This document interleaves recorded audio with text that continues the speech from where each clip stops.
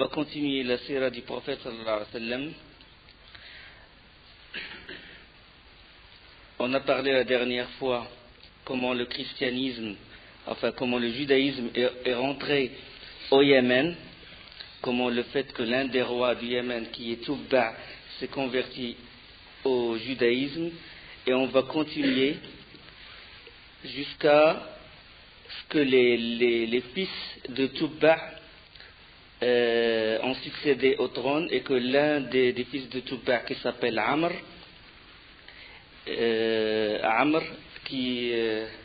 quand il est mort, ses enfants ou ses fils se sont disputés le trône. Et là, il y avait un conflit, vraiment un conflit social et politique au Yémen. Un brigand qui s'appelle Lo Khounaïa, il a profité de l'occasion et il s'est approprié le palais royal, et c'est lui qui commença à gouverner le Yémen, profitant du conflit social et de la division et de la divergence entre les fils de Rabi'a ibn Nasr, qui était l'un des grands rois du Yémen. Alors là, quand il a gouverné, il était très injuste envers la population et tout le monde le haïssait. Là, l'un des enfants de Tubba c'est la famille royale, comme on a dit l'autre fois, que Kisra, on l'appelle Kisra la famille royale, ou les rois, tout roi qui gouverne par exemple les Perses, on l'appelle Kisra, tout comme Qaysar, celui qui gouverne Rome, l'État chrétien, et Najashi le Négus, c'est tous ceux qui gouvernent l'Abyssinie, côté de l'Éthiopie et côté de la Somalie. Et les Tubba, c'est ceux qui gouvernaient le Yémen. Alors, l'un des fils de Rabi'a ibn Nasr, qui s'appelle Dounawas, il a réussi à s'infiltrer chez Lo Khounaïa, qui est le brigand qui a pris le pouvoir, et il l'a tué. Et le royaume est revenu de nouveau à la famille de Tubba. Alors, durant le règne de Dounawas, qui est l'un des fils de Rabi'a ibn Nasr, c'est-à-dire l'un de la famille de Tubba, un événement arriva, un événement dans la région de Najran, c'est-à-dire Najran, c'est une région du Yémen, c'est une partie du Yémen. Alors, c'est un petit événement, mais il était à l'origine de beaucoup de grands événements qui se sont déroulés dans la péninsule. Il s'agit d'un moine vertueux qui était dans la religion de l'unicité, c'est-à-dire qu'il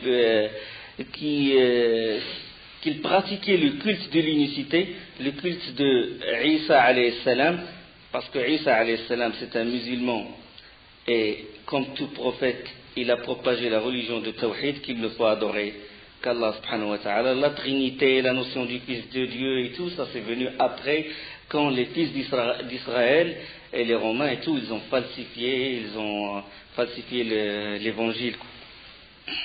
Alors ce moine chrétien qui professe le culte de l'unicité, il est sorti du Sham, de la région de la Syrie, et il est allé prêcher, faire la da'wah.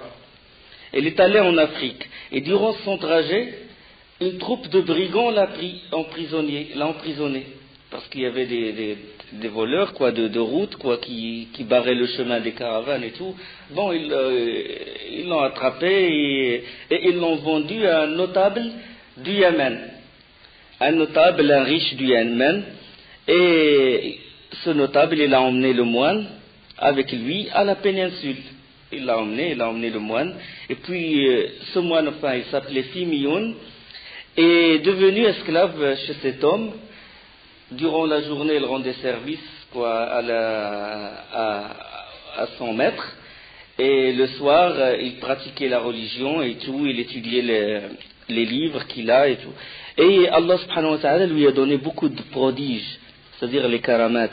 Et à chaque fois que le notable najranite, yéménite, elle rentre chez le moine Fimioun, il voit quelque chose qui l'émerveille, c'est-à-dire une lumière dans la chambre de Firmion.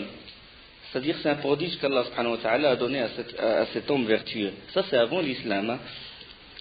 Alors le maître il fut émerveillé, il lui dit c'est quoi ta religion? Et Firmion commença alors à lui parler de la religion, on ne dit pas christianisme, on dit la religion de Isa alayhi salam, la religion de l'unicité. Il commença à lui expliquer et tout, mais après bon, le notable il a eu un moment d'hésitation, il a dit, comme toute personne, il ne peut pas rentrer dans la religion comme ça, il ne peut pas laisser sa religion originelle et puis rentrer dans une autre religion d'un seul coup. Bon, lui, il a eu un moment d'hésitation, puis Firmion, il lui a dit, si mon Dieu, Allah subhanahu wa ta'ala, il tue ton Dieu ou il l'extermine, est-ce que tu vas rentrer dans ma religion? Il a dit oui, je rentrerai dans ta religion. Si ton Dieu, ça veut dire que ton Dieu il est le plus fort et moi je vais adorer le plus fort. Et les gens de Najran, ils étaient des gens qui pratiquaient c'était des idolâtres. Et ils adoraient un arbre. Bon, c'est que le Yémen, il y avait de l'idolâtrie, mélange de l'idolâtrie, il y avait le judaïsme qui a été ramené par l'un des rois de Touba. On a parlé de ça. Rabi'a ibn Nasr qui est le premier qui a mis un vêtement sur le Kaaba et le premier qui a embrassé le judaïsme et l'a rentré au Yémen. Donc une partie était juive, une partie pratiquait le culte de l'idolâtrie, quoi. Il vénérait les statues, il vénérait les arbres, etc. Puis là, il a dit, Firmion, il a dit aux notables, rassemble les gens et tu vas voir ce que mon Dieu va faire de ton Dieu. Les gens ils sont réunis et tout. Le jour J, Firmion commençait à invoquer Allah subhanahu wa ta'ala et à lire les versets du livre saint. Puis Allah subhanahu wa ta'ala, il a envoyé une tempête. Bon, une tempête, il s'est déchaîné, puis il a brisé, il a brûlé carrément cet arbre. Et les gens de Najran, les gens qui étaient réunis autour de l'arbre, ils ont tous embrassé la religion du Messie, la religion de l'unicité. Après ça, il y a un événement aussi qui a suivi cet événement, c'est l'événement d'Abdullah ibn Tamir. Ça, beaucoup d'historiens en parlent aussi. On sait que Najran, il adorait les statues dans leur majorité. Ce Abdullah ibn Tamir, dans la région de Najran, Abdullah ibn Tamir, son père, il l'envoie étudier la sorcellerie. En général, les gens de la région de Najran, ils envoyaient leurs enfants pour étudier chez un sorcier. Et Firmion, il s'est installé dans la route entre Najran et là où habite le sorcier. Et ce Abdullah ibn Tamir, à chaque fois qu'il va, comme il va à l'école, quoi, étudier chez le sorcier, il passe à côté du Firmion, parce que Firmion, il a dressé une tente dans la route. À chaque fois, il passait à côté, il le regardait, il fut émerveillé par ses pratiques, quoi, ses adorations et tout, puis il commença à lui demander qu'est-ce que c'est sa religion, puis il lui a parlé de la religion, et il a embrassé la religion du Messie, Abdullah ibn Tamir. Puis il a joué un grand rôle dans la propagation de la religion du Messie dans la région de Najran. Ibn Hisham, parce que bon, celui qui a fait Sirat du prophète sallam, Ibn Hisham, il dit qu'à chaque fois que Abdullah ibn Tamir rencontrait un malade ou un infirme, il lui disait: si tu veux que j'invoque Allah pour qu'il te guérisse, et tu rentres dans la religion d'Allah. Et là, c'était sa façon, quoi, de propager. Allah subhanahu wa ta'ala lui a donné un prodige. Ça, c'est d'après Ibn Hisham, qu'il invoque Allah pour les gens, pour qu'Allah les guérisse. Et puis les gens, ils embrassent, quoi, sa religion, quoi. Et puis Dunawas, qui est le roi Touba, qui est le roi du Yémen, il était vraiment intrigué par la grande propagation de la religion du Messie. Il a appelé Abdullah ibn Tamir et il lui a dit: il l'a convoqué, il a dit, tu as sapé mon autorité dans la ville et tu as contrarié ma religion et celle de mes ancêtres. Je vous infligerai un châtiment, un grand châtiment. Abdullah ibn Tamir lui a dit, vous ne pouvez pas le faire. Là, il a donné l'ordre à ses armées et tout, de torturer Abdullah ibn Tamir. Ils l'ont emmené au sommet d'une montagne, ils l'ont mis la tête en bas et les pieds en haut, puis ils l'ont jeté. Il est tombé, s'est mis debout, rien, il n'y a pas, sans aucune égratignure et tout. Puis ils l'ont ramené chez Dounawas. Il a dit, vous ne pourrez jamais me tuer, qu'au nom d'Allah. Là, il a encore donné l'ordre de l'envoyer dans un endroit, une mer, un endroit de la mer où on jetait les condamnés à mort. À chaque fois qu'on jette quelqu'un, il ne sort pas vivant. Ils l'ont jeté, il est sorti indemne. Ils l'ont ramené. Puis il a dit, finalement l'enfant, il a dit à Dounawas, vous pourrez me tuer que par un seul moyen. Un seul moyen. Le seul moyen que vous pouvez utiliser, il a dit lequel? Il a dit, c'est que vous prenez mon arc et mes flèches et que vous dites, vous réunissez les gens et vous dites, au nom d'Allah, Dieu de l'enfant, parce qu'il était encore très jeune, Dieu de l'enfant, et là, vous me lancez la flèche et la flèche va me tuer. Vous réunissez les gens, vous dites Bismillah, Rabbil Ghulam. Il a réuni Dounawas, il a réuni les gens, puis il a pris l'arc, la flèche et tout, puis il a dit Bismillah, Rabbil Ghulam, il a lancé la flèche et il a tué l'enfant Abdullah ibn Tamir. Là, les gens, ils étaient stupéfaits, ils étaient émerveillés par cet événement. Ils ont dit, comment ça se fait qu'il le tue, qu'il n'a réussi à le tuer qu'au nom d'Allah.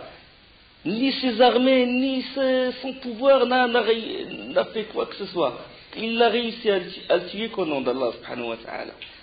Ils étaient très étonnés et ils sont rentrés dans la religion d'Abdullah ibn Tamir, dans la religion du christianisme original, qui prêche l'unicité, la religion du Isa ibn Maryam. Là, Dounawas, il s'est mis en colère. Il s'est mis en colère, il a dit comment ça se fait, vous savez, comme les Tawarites et tout, quand les gens, comme Pharaon aussi, la même chose, quand les gens, les sorciers, ils se sont, ils sont soumis à la religion de Moussa alayhi salam. Il a dit vous êtes rentré dans ma religion sans que je vous l'autorise. De même, pareil, il a dit vous êtes rentré dans la religion de Moussa alayhi salam sans que je vous l'autorise. Et il a dit pareil, il a dit vous êtes rentré dans la religion de Abdullah ibn Tamir sans que je vous l'autorise. Il a dit ou bien vous sortez de cette religion ou bien je vais vous tuer. Et ils ont refusé. Il a creusé des tranchées, des fosses, c'est ce qu'on appelle en arabe l'ukhdoud. Il a creusé des tranchées, il a ramené le bois et tout, puis il a allumé le feu. Il a alimenté toutes les fosses par le feu. Et il a menacé les gens de les jeter s'ils ne sortent pas de cette religion. Les gens, ils ont refusé. Cette histoire, cette grande scène, Allah subhanahu wa ta'ala, il en parle dans le Coran. Et le prophète sallallahu alayhi wa sallam, il en parle aussi. Dans Hadith, dans le Bukhari et Muslim, il en parle aussi. Quand Dounawas a creusé les fossés et tout, il a allumé le feu, il a jeté les gens, et ils étaient 20 000 qui ont embrassé la religion. Abraha fut émerveillé par le charme, il inspire les grands chefs. Puis Abraha, il a voulu le faire asseoir à côté de lui. Il était assis sur un trône, un lit, les lits des rois. Puis il a voulu l'asseoir à côté de lui, mais il a craint la critique des Abyssins. Et il est descendu du trône, de sa grande chaise ou du lit, et il s'est assis par terre avec Abd al-Muttalib. Et il a demandé à Abd al-Muttalib ce qu'il voulait. Et Abd al-Muttalib lui dit que les troupes, ils se sont emparés, vos troupes, ils se sont emparés des bétails. Et entre autres, il y avait mes 200 chameaux. chameau, il m'appartient. Je suis venu récupérer les bétails de la ville. Puis là, Abraha, vraiment, je lui ai dit sincèrement, la première fois quand je vous ai vu, je vous ai respecté. Vous inspirez vraiment les grands hommes et tout. Mais quand vous êtes venu me parler des bétails, là vraiment, vous n'avez aucune, c'est-à-dire j'ai senti que vous n'avez aucune valeur. Je suis venu démolir le grand temple, la Kaaba, qui est la religion, ta religion, et la religion de tes ancêtres, et tu me parles de chameaux, tu me parles de bétail. Et là, Abd al-Muttalib, il a dit une grande parole, une parole qui est vraiment, il a une grande valeur. Il a dit, les chameaux m'appartiennent, donc je les réclame. Quant à la Kaaba, elle a 100 mètres, il s'en occupera. أنا رب الإبل وللكعبة رب يحميها. Alors là, Abd al-Muttalib il a récupéré le bétail. Abraha il a dit à Abd al-Muttalib, je ne suis pas venu anéantir la population, je n'ai rien contre les habitants, je n'ai rien contre vous, je suis venu démolir le temple. Entre nous, il n'y a rien, il n'y a pas d'aide, il n'y a pas de guerre. Si vous voulez, vous demandez aux gens de se retrancher, de sortir de chez eux, jusqu'à ce que je termine mon travail, et là, vous retournez. Abd al-Muttalib, il ordonna alors qu'on se réfugia, aussi, mais au sentier de montagne. Le jour J, Abraha s'apprêta à faire son entrée, l'entrée triomphale à la Mecque, avec toute son armée, l'éléphant et tout. Alors en ce moment-là, Nufayl ibn Hubayb, on a parlé que Nufayl ibn Hubayb, il faisait partie de la tribu de Khot'um, il a voulu barrer le chemin de Abraha et il s'est fait prisonnier. Nufayl ibn Hubayb, il s'est échappé et il a couru vers l'éléphant. Il a couru vers l'éléphant et il s'est accroché à l'oreille de l'éléphant et il a crié, Nufayl, uq'ud, Nufayl, uq'ud, ijlis. Obrok Mahmoud. Nufayl est allé voir l'éléphant, il dit Obrok Mahmoud. Et il a crié, commencé à crier, il a dit Obrok Mahmoud, innahu baytullah al-azim. Assis-toi Mahmoud, parlons de l'éléphant. Assis-toi Mahmoud, assis-toi parce que c'est la maison sacrée d'Allah. Là, l'éléphant, il s'est agenouillé. Ils ont voulu le dresser et tout, et il n'a pas voulu. Là, Unais, le responsable de l'éléphant, il est venu, il a caché les yeux de l'éléphant, puis il l'a tourné du côté du Yémen. L'éléphant, il a obéi, commence à marcher. De tous les côtés, sauf du côté de la Kaaba, là, il refuse. Il le pousse, il refuse. Pendant que eux, ils se battaient pour pousser l'éléphant du côté de la Kaaba, il y avait toute une nuée d'oiseaux. C'était une noirceur dans le ciel. Une nuée d'oiseaux. Les savants, ils la décrivent comme des petits oiseaux. Ce n'est pas des grands oiseaux. C'est ce qu'on appelle Tayr Ababil.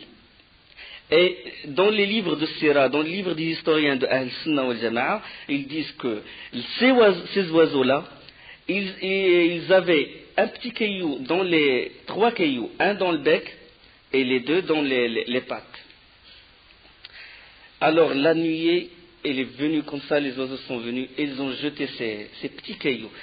Le caillou, quand il tombe sur quelqu'un, subhanallah, sa peau, il se déchire. Sa peau, elle commence à tomber. Et toute l'armée, elle a été anéantie à cause de ces petits cailloux. Tayr Ababil, jund d'Allah, les soldats d'Allah, subhanahu wa ta'ala. Allah yaqul, ألم تر كيف فعل ربك بأصحاب الفيل ألم يجعل كيدهم في تضليل وأرسل عليهم طيرا أبابيل ترميهم بحجارة من سجيل فجعلهم كعصف مأكول فأرسل عليهم طيرا أبابيل ترميهم بحجارة من سجيل فجعلهم كعصف مأكول. N'as-tu pas vu comment ton Seigneur a agi envers les gens de l'éléphant? N'a-t-il pas rendu leur ruse complètement vaine et envoyé sur eux des oiseaux par volée qui leur lançait des pierres d'argile et il les a rendus semblables à une paille mâchée. Il les a rendus semblables à une paille mâchée. La peau déchiquetée, subhanallah. Abraha aussi, il a eu la peau déchiquetée, toute son armée. Là, la Kaaba, il a gagné encore beaucoup plus de vénération, beaucoup plus de respect dans le cœur, dans les cœurs des Arabes. Jusqu'à quel point? Jusqu'au point de... Les Arabes, d'habitude, ils n'avaient pas un agenda, quoi. Ils n'avaient pas vraiment des dates précises. Et ils disent, par exemple, la guerre de Foujar première. La guerre, comme j'ai dit, quand ils transgressaient les mois sacrés, ça s'appelle Harb al-Foujar. Alors là, ils commençaient à dater par rapport à l'année de l'éléphant. Avant l'année de l'éléphant, 2 ans avant l'année de l'éléphant, 3 années après l'année de l'éléphant.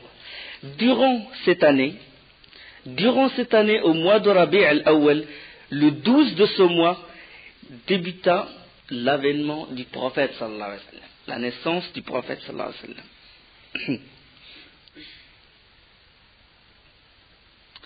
Alors, je continue, que par miracle d'Allah subhanahu wa ta'ala et après la ruine de l'armée d'Abraha, les Abyssins, ils sont restés au Yémen.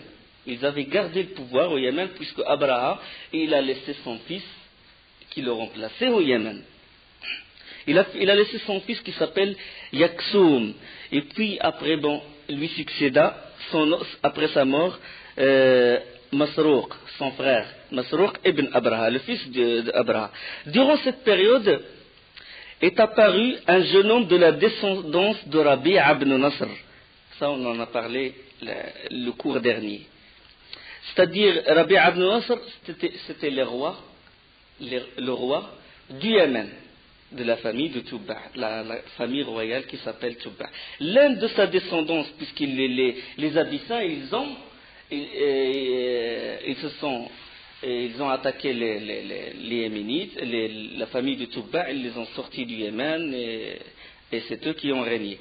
Alors cet enfant, ce fils cette personne qui fait partie de la descendance de Rabi' ibn Nasr, il a voulu se venger. Il a voulu rétablir la famille royale qui était avant, c'est-à-dire la famille de Tubba, et sortir les Abyssins du Yémen.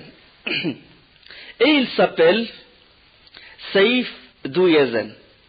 Ça se trouve dans Sirat ibn Ishaq, ibn Hisham, beaucoup Ibn Kathir, il en parle aussi.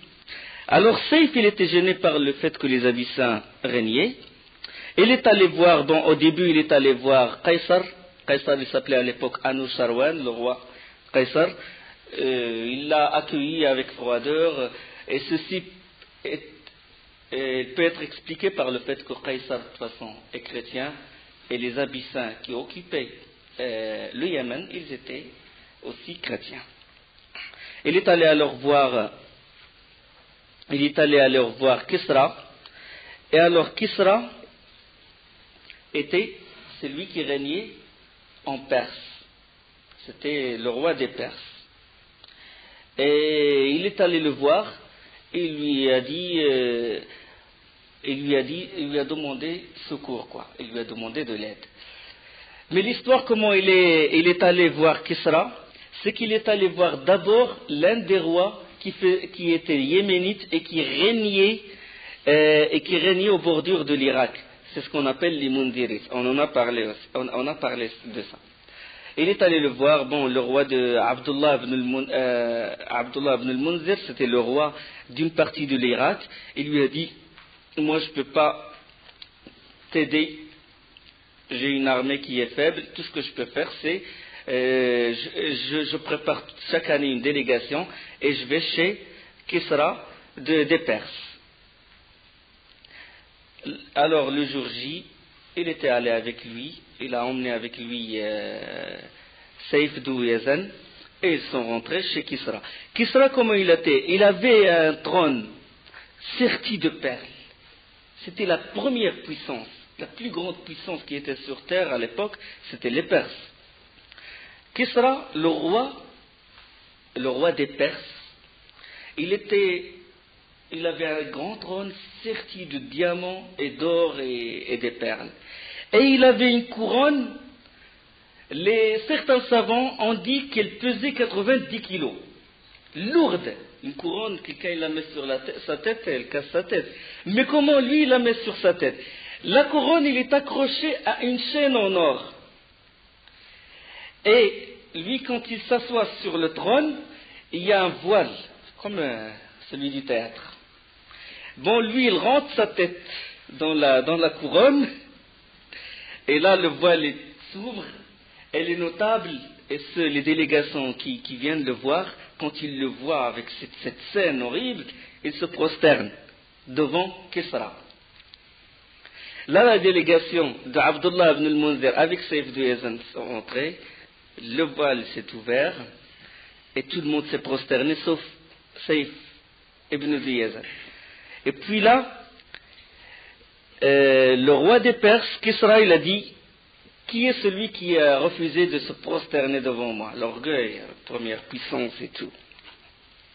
Et Saif, il a répondu, il a dit, le problème que j'ai, la tourmente où je suis, il a fait négliger tout, il m'a fait négliger tout, tout devient noir devant moi. Il a dit, c'est quoi ton problème?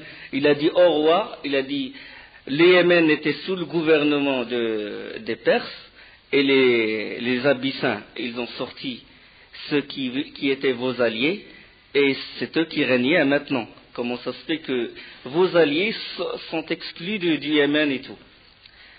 Là, Kisra, il a consulté ses notables, il a dit à ses notables que cette personne, il me demande de l'aide pour rétablir le règne de ses parents, de Toubba, qui étaient nos alliés avant. Les notables, ils ont dit, écoutez, le Yémen est loin, à quoi ça va servir de périr toute une armée du nord de l'Irak jusqu'au Yémen? Le trajet est long, c'est le désert et tout. À quoi ça va servir? Au Yémen, il n'y a pas grand-chose. Il n'y a pas grand-chose. Alors là, Kisra, il a invité Saif ibn Yazan et lui a donné, disons, un vêtement, une couverture, un vêtement. Et il lui a donné de l'argent. Et il lui a donné 10 000 dirhams en argent.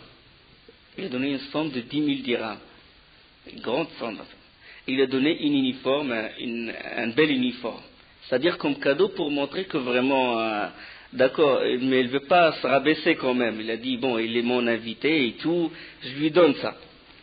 Là, Saif ibn Yazan, du moment qu'il est sorti de la porte du palais, il a commencé à jeter l'argent. Par terre. Il a commencé à jeter l'argent, les gens se sont précipités autour de lui, il ramassait l'argent, et puis l'information, il parvint à Kisra, il a dit, ramenez-le. Il a dit, cette personne, il est digne de respect. C'est-à-dire, il doit avoir un bel avenir et tout.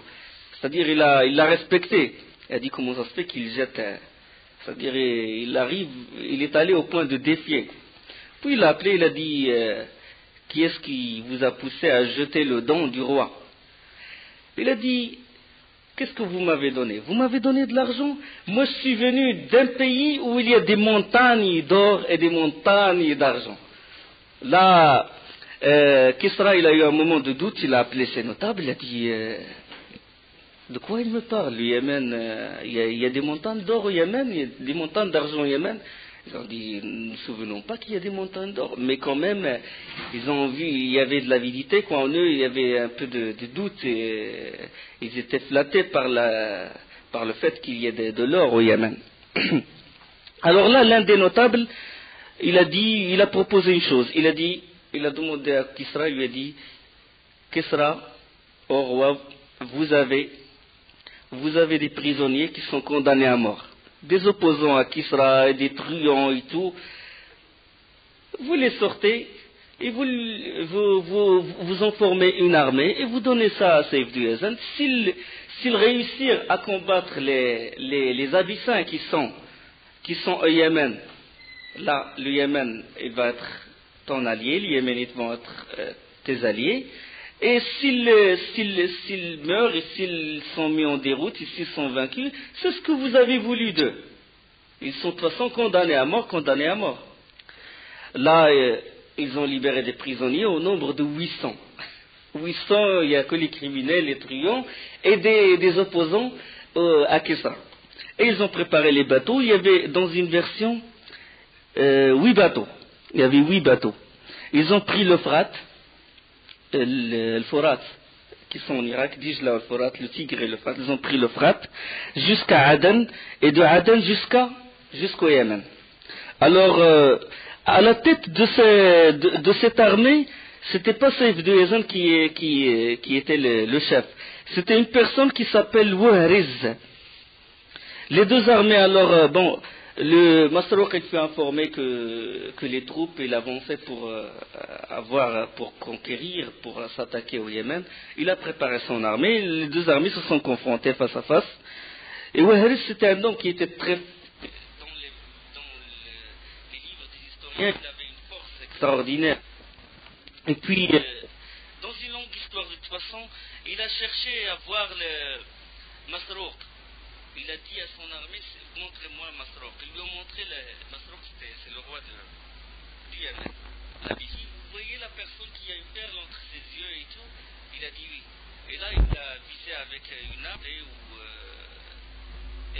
il l'a envoyé, il est rentré dans la perle qui est entre les yeux de Masrouk, et ça dans Sirat ibn Hisham. Et les troupes là, des anneaux de Wahriz, ils sont attaqués à l'armée des Yéménites, des Abyssins. Et le règne, au lieu de venir à partir de la pouvoir, c'était pas lui qui a gouverné, c'était Wahriz, l'allié le Perse, qui est l'allié de Kisra. C'est pour ça qu'il y a un proverbe qui c'est les Yéménites, Saïf de Yazan, le complexe de Yazan.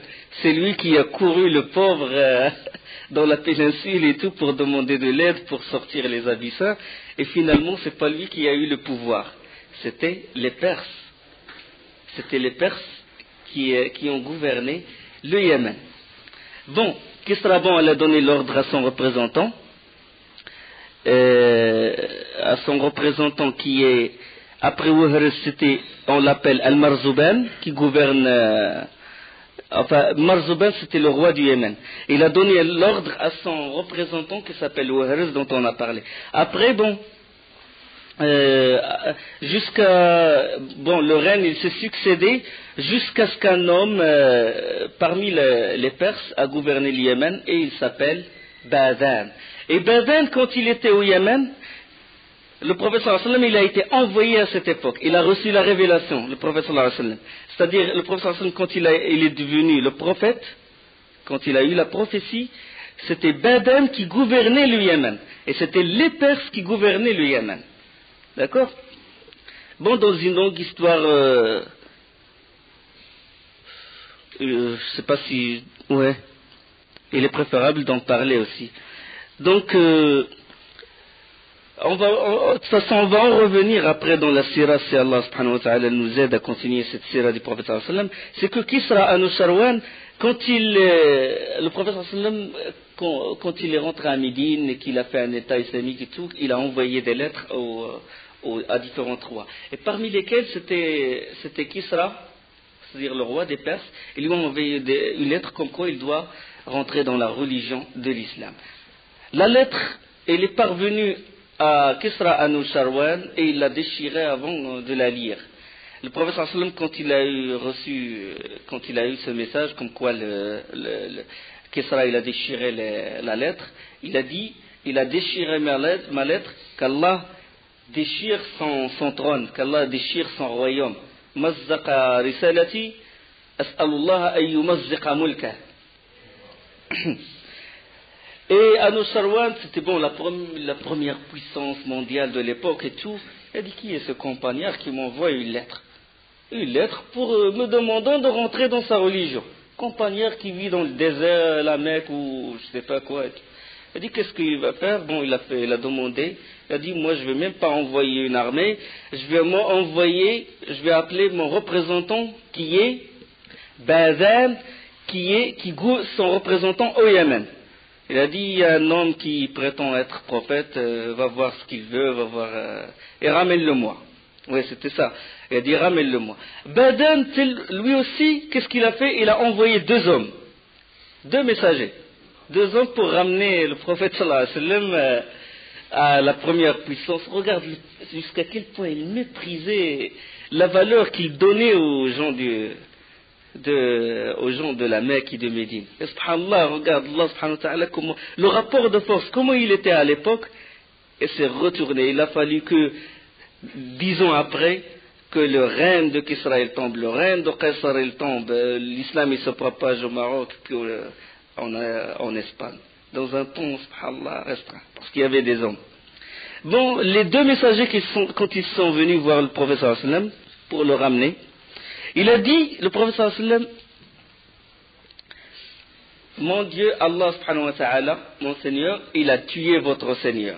Il a dit, Allah qatala Kisra al-layla, cette nuit, Kisra il a été tué. Comment vous avez eu l'information? Il n'y avait pas de téléphone à l'époque, il n'y avait pas de fax. Comment ça se fait que vous avez l'information que Kisra Anusharwan a été tué? Il a dit al-wahi, la révélation. J'ai eu la révélation d'Allah subhanahu wa ta'ala. Là, ils étaient vraiment perturbés. Ils sont retournés voir Badan. Durant le trajet qui a fait je ne sais pas combien de jours, l'information n'est pas encore parvenue à Badan. Ils lui ont dit, ce prophète, il prétend que Kisra a été tué et tout. Après 15 jours plus tard, l'information est parvenue à Badan comme quoi Anusharwan, il a été tué par son fils. Et là, Badan, il est rentré en islam. Il a dit, ça c'est un signe de prophétie.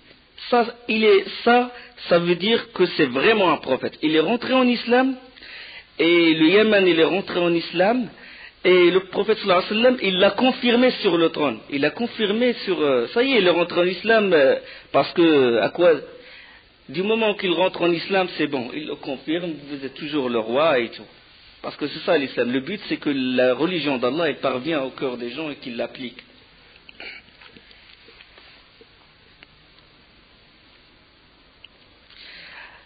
Là, après sa mort, on va en parler, Inch'Allah, après quand le professeur Hassan sera à Médine et tout. Là, je vais passer à une autre histoire qui a vraiment une relation. Il y a cette histoire qui est en relation avec la venue du professeur Hassan, pour vous montrer. Le Yémen, il était sous le gouvernement de qui quand le professeur Hassan a été envoyé. Et là, je passe à une autre histoire qui a une relation une relation avec le prophète sallallahu alayhi wa sallam. C'est l'histoire de Qusay ibn Kilab.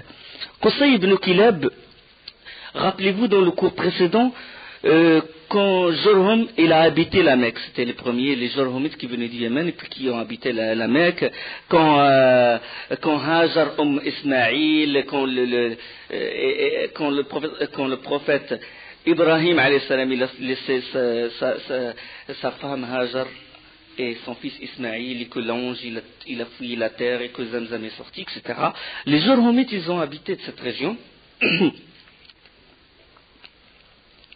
Et que après les Jurhumites, c'était Khuza'a qui a envahi la Mecque.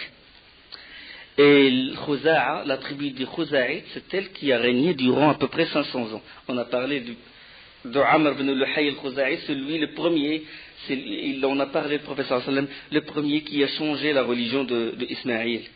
C'est lui le premier qui a rentré les statues à la Mecque. Alors Qusay, Qusay finalement c'est il fait partie de la descendance de Fihr. Et Fihr il s'appelle Quraysh. Pour ça on l'appelle les Qurayshites. Qusay il est devenu riche et honorable dans la ville, dans la Mecque. Et il s'est marié en plus avec la fille de Hulayl. Hulayl c'était vraiment le chef de Khuza'a. Alors Qusay, avec la valeur, avec le respect que lui portent les gens, il s'est marié avec la fille du chef le chef de la Mecque. Donc il a gagné encore plus de respect et plus de valeur. Alors quand sa famille a grandi, il a acquis encore beaucoup de richesses. Quand Hulayl est mort, Quraysh il s'est adressé aux Qurayshites, il a demandé de l'aide. Hulayl est mort sur la tête des Khuza'it. le chef de la Mecque, il a dit il est mort, c'est moi qui dois le remplacer. Puisque c'est moi qui a beaucoup plus de richesse, et en plus, c'est mes parents, c'est mes parents qui étaient au début, qui régnaient à la Mecque. Les Jorhomites et tout, parce que lui, il fait partie de la descendance de Ismaïl alayhi salam, de Ismaïl alayhi salam. Donc il a dit c'est moi qui ai le droit de, puisque qu'est-ce qu'ils ont fait les Khuzaïtes? Ils n'ont fait que tuer, expulser, faire sortir les Jorhomites de la Mecque. Donc moi j'ai le droit et tout. Alors les Khuzaïtes ils n'ont pas voulu et tout, et les deux troupes ils se sont confrontés. D'un côté il y a Khuza'a et de l'autre côté il y a Qusay ibn Kilab avec les Kinana, avec Quraysh. Et ils sont entretués. Et vraiment, il y avait beaucoup de morts ils ont failli vraiment s'exterminer. Là, ils ont arrêté, ils ont dit, écoutez, il ne faut pas continuer parce que là, on va se périr et tout. Tout ça pour gagner l'honneur de la Kaaba. Tout ça pour gagner l'honneur de la Kaaba. Et alors là, ils ont consulté les sages de la Mecque. Ils ont consulté les sages, et parmi ces sages, il y avait un grand sage des Arabes, et il était vraiment très âgé, et il s'appelait Ya'mur ibn Aouf. Ils ont dit, on va le prendre pour juge, c'est lui qui va être arbitre. Si lui il décide quelque chose, sa décision est irréversible, ça y est. Et ils ont ramené les serments, ils ont ramené les témoins et tout, ils ont dit, voilà, c'est lui qui est le juge. Et alors là, Ya'mur ibn Aouf, quand il a entendu les arguments de chacun, Qusay lui a dit c'est le règne de mes grands-parents, et Zamzam il appartenait à mon grand-père Ismaïl, etc. Il a ramené beaucoup d'arguments, et Khuza'a c'est des injustes, etc. Alors Ya'mur il a pris la décision suivante, il a dit tout appartient à Qusay. On va tout donner à Qusay. L'honneur de la Kaaba, de la Mecque est à Qusay. Ça y est.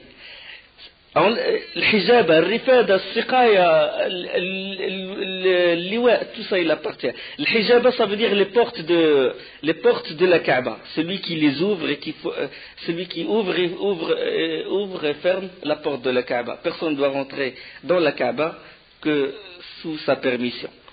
Al-Rifada, ça veut dire il fait la quête et il prend l'argent des gens de la ville de la Mecque pour faire à manger aux pèlerins. Ce qu'on appelle le rifada, c'était un grand honneur. As-siqaya, c'est-à-dire de donner l'eau, donner à boire aux pèlerins. Et en plus, le Zamzam, il a été enseveli, comme on a dit. Il a été enseveli par les Joromites quand ils ont senti la défaite. Et par vengeance, ils l'ont enseveli. Il n'y a plus de traces de Zamzam à l'époque. On va en parler après de Zamzam. Alors ils étaient obligés de ramener l'eau de l'extérieur de la Mecque. Donc, Qusay ibn Kilab, il a eu le hijaba, les clés de la Kaaba, rifada, donner la nourriture aux pèlerins, siqaya à boire. Nadwa, c'était une maison où on se consulte, où on se consulte si on doit vraiment, quand il s'agit d'une bataille, d'une guerre ou de problèmes politiques et tout se discute dans la maison de Nadwa. Et même le mariage des femmes, il se décide à l'intérieur de la maison de Nadwa. Qusay, il avait tout ça. Alors,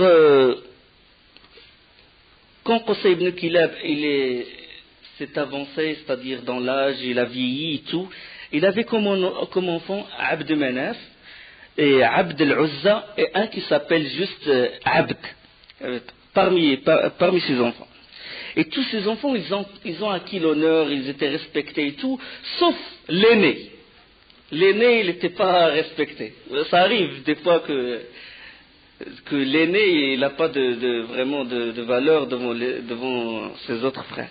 Alors, son père, Qusay ibn Kilab, il a été vexé par ça, et avant sa mort, il a fait le testament, tout appartient à Abd al-Dar, l'aîné. Vous donnez tout ça à Abd al-Dar, le rifad, le hijab, tout. Pourquoi? Pour qu'il acquiert beaucoup d'honneur et tout. Vous allez voir que dans les batailles dans la période anti-islamique, c'est en général pour gagner l'honneur. Toujours une question de fierté. Toujours la question de fierté. On va parler de l'Hajar al-Aswad, de la pierre noire, pour la mettre à l'endroit, ils ont failli s'entretuer pour l'honneur toujours. C'est une question d'honneur, sharaf. Alors là, Abd al-Dar, il a eu tout, le hijab a eu tout, et ses autres frères sont privés des grands postes de la Mecque. Bon, quand Abd al-Dar est mort, ils se sont disputés entre eux, et finalement les fils de Qusay se sont mis d'accord et ils se sont partagés les responsabilités.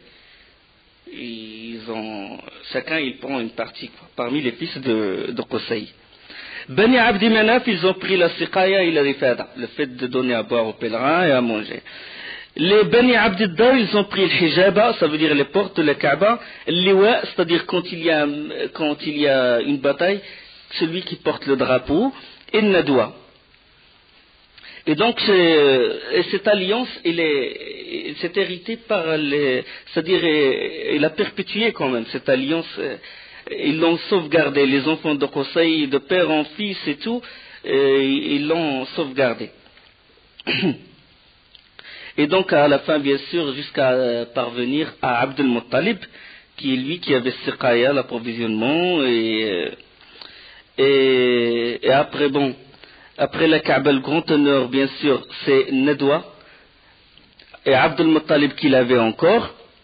Et Nadwa, c'était Bani Abd al-Dar qui l'avait jusqu'à parvenir à une personne qui s'appelle Hakim bin Hizam. Siqaya, c'était Abd al-Muttalib qui s'en occupait. Et Nadwa, c'était Hakim bin Hizam. Et Hakim bin Hizam, il a vécu la période avant l'islam et il s'est converti avec la venue du prophète sallallahu alayhi wa sallam. Hakim bin Hizam, il avait Dar Nadwa, c'est-à-dire la maison de consultation où on décide s'il y a une guerre, on se décide où on accueille les délégations, on accueille les autres tribus, etc. pour négocier et tout. Donc, lui, comment il a eu, Hakim bin Hizam, comment il a réussi à avoir les clés de la maison de Nadwa, de la maison de la consultation. Une histoire, enfin, vraiment drôle,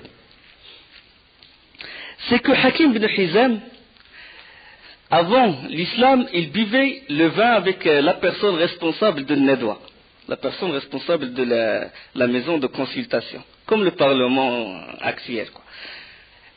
Il discutait avec lui, l'autre ivre, il a bu tellement, il a dit, l'autre dans l'état d'ébriété et tout, Hakim bin Hizam lui a dit, est-ce que vous pouvez me vendre la maison de Nadwa, la maison de consultation? Il a dit, d'accord, je la vends. Il a dit, combien? Il a dit, Bezek Khamar, avec une bouteille de vin. Il a dit, vous êtes sérieux? Il a dit, oui. Ils ont ramené les témoins, ils ont ramené les documents et tout. Et il l'a acheté avec une jarre, si vous voulez, de vin. Une outre. Zerk, ça veut dire une outre. Bon, il a acheté et tout. Jusqu'à l'époque du prophète sallallahu alayhi wa sallam. Hakim bin Hizam, il a gardé la maison de Nadwa. Hakim bin Hizam, il s'est converti en islam. Et il a gardé la maison de Nadwa, de la consultation, jusqu'à l'époque de Omar, jusqu'à l'époque de Muawiyah radiyallahu anhu. Jusqu'à l'époque de Muawiyah. Hakim bin Hizam, il fait partie des gens qui ont beaucoup vécu. Et Muawiyah radiyallahu anhu, il a fait des reproches quand Hakim bin Hizam a vendu la maison de Nadwa. Et il l'a vendue au prix de 100 000 dinars. Et 100 000 dinars, c'est pas en argent, c'est vraiment, c'est de l'argent, quoi, à l'époque. 100 000 dinars. Muawiyah lui a fait des reproches. Il lui a dit, comment tu oses vendre l'honneur de la Mecque et l'honneur de tes parents, tu le vends à 10 000 dinars. Il a dit, Wallah, ya Amir al-Mu'minin, shtaraytuha biziqi khamr. Il a dit, par Allah, ô émir des croyants, je l'ai acheté avec une autre de vin. Et maintenant, il a dit, j'ai traduit sa parole comme elle est, il a dit, la vraie noblesse aujourd'hui est dans la crainte d'Allah. Ce n'est plus la noblesse dans le fait d'avoir Dar Nadwa ou le fait de ne pas l'avoir. La vraie noblesse est dans la crainte d'Allah et que tout le monde soit témoin que les 100 000 dinars seront dans le sentier d'Allah. Et il a donné tout cet argent, fi sabilillah, fil jihad. Parmi les fils de Qusay ibn Kilab, Abd Manaf. Parmi les fils de Abd Manaf, Hashim et Al-Muttalib. Parmi les fils de Hashim, Shaybah. Shaybah, c'est la femme de Hashim, qui est le père de Shaybah. Shaybah, c'est le fils de Hashim. La femme de Hashim, il vivait à l'extérieur de la Mecque, chez sa famille. Sa famille de Khazraj. Elle s'appelle Salma. Et Salma était une femme très respectée. Elle était très respectée jusqu'au point que la condition pour se marier avec elle, c'est que c'est elle qui a le droit de divorcer. L'asma biyadiha. Il avait tellement une valeur, quoi. Et c'est bon. Hashim s'est marié avec elle et il a eu Shaybah. Alors Hashim est mort. Shaybah, il est resté chez sa mère, à Médine, enfin loin de la Mecque. Et quand Shaybah a grandi, il a atteint l'âge de la puberté. Son oncle est venu l'emmener avec lui à la Mecque. L'oncle, comment il s'appelle? L'oncle de Shaybah, il s'appelle Al-Muttalib. Et il est allé voir la mère de Shaybah. Et il lui a dit, ton fils, il a atteint l'âge des hommes. Et comme c'est un fils de Qusay, donc il est censé être respecté, il est censé avoir une grande place à la Mecque. Et alors là, bon, sa mère, il a dit, il faut le consulter, lui donner le choix, est-ce qu'il veut rester avec moi ou il veut aller avec vous. Là, Shaybah, il a choisi partir avec son oncle, Al-Muttalib. Et à la rentrée de la Mecque, les gens, ils ont vu Al-Muttalib, l'oncle, c'est-à-dire le frère de Hashim. Ils ont vu Al-Muttalib sur son chameau et derrière lui, il y a son neveu. Le neveu qui s'appelle Shaybah. Et puisque c'est des gens qui sont habitués à l'esclavage et tout, ils ont dit, il a ramené un esclave, un petit esclave avec lui. Et bien, c'était son neveu. Il a dit, c'est l'esclave de Al-Muttalib. C'est Abd Al-Muttalib. C'est Abd Al-Muttalib. Et c'est devenu Abd Al-Muttalib. D'accord? Le grand-père du prophète sallallahu alayhi wa sallam. Sinon, lui, il s'appelle Shaybah. Abd Al-Muttalib, il a eu comme premier enfant Al-Harith, l'aîné. Et quand Al-Harith a grandi, un jour, Abd Al-Muttalib, il a vu un rêve. Dans le rêve, une personne s'est rapprochée de lui et lui dit, creuse Taïbah. Ihfar Taïbah. Il a dit, c'est quoi Taïbah? C'est-à-dire, creuse un endroit. Il a dit, Taïbah, le mot Taïbah, c'est quoi Taïbah? Taïbah, ça veut dire bonté. Et puis le lendemain, il a fait le même rêve, creuse Barra. Le surlendemain, creuse Al-Madnouna. C'était le nom qui diffère, mais toujours Ihfar, creuse, qu'est-ce qu'il va creuser? Il était toujours dans le doute. Puis la 4e nuit, la personne est venue, lui dit, creuse Zamzam. Il a dit, c'est quoi Zamzam? C'est vrai, il sait ce que ça veut dire Zamzam. Que c'est que l'eau qui a jailli à l'époque de Ismaïl, de Hajar et de Ismaïl, son fils, alayhi salam, mais il ne sait pas où. Et puis là, dans le rêve, il dit, Uhfur Zamzam, la tanzifu abadan wa la tuzam. Il a dit, creuse Zamzam, et il ne s'épuise jamais, ni on connaît sa profondeur. تسقي الحجيج الأعظم, un approvisionnement en eau pour les pèlerins. وهي بين الفرث والدم, elle se trouve entre les tripes et le sang. عند نقرة الغراب الأعصم, là où va becter le corbeau, le corbeau qui, l'A'sam, le ghurab c'est corbeau. A'sam c'est un corbeau qui a une légère blancheur dans les ailes. عند قرية النمل, près de la fourmilière. Là, Abd al-Muttalib, il a compris. Il doit creuser Zamzam. Zamzam est connu. Mais l'endroit où Zamzam est exactement, c'est que Joram l'a enseveli, il n'y a plus de traces. Le Khuza'id, il a provisionné l'eau de l'extérieur de la Mecque jusqu'à cette époque, jusqu'à l'époque de Abd al-Muttalib. Alors là, Abdul Muttalib, il veut creuser Zamzam, mais il ne le connaissait pas. Il avait son fils Al-Harith, c'est l'aîné. Il a dit, mon fils, tu viens avec moi, tu me défends. Tu viens avec moi pour m'épauler. Et il commença à chercher les signes. Au début, il n'a pas trouvé de signes, et pendant qu'il scrutait les lieux, des gens sont venus et ont égorgé une vache. Ils ont égorgé une vache proche de Isaf.